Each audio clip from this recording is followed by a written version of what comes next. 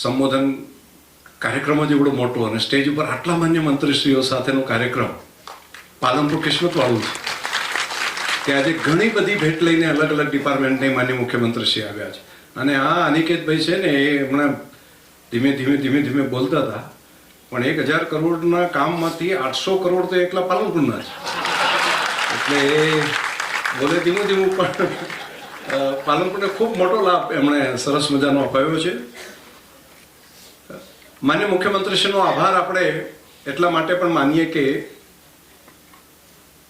જે શરૂઆત મોદી સાહેબે આપણા માટે કરી હતી, આપણો સૂકો પ્રદેશ, પાણી વગરનો પ્રદેશ, અને પાણી એ સૌથી મોટી બનાસકાંઠાની આપણી સમસ્યા, તો સૌથી પહેલા એક નર્મદાની નહેર લાવ્યા. અને લોકો માનતા નહોતા કે અહીંયા પાણી આ પહોંચી શકતું હશે, શક્ય જ નથી એમ. પરંતુ માત્ર ત્યાંથી જ કેવડિયા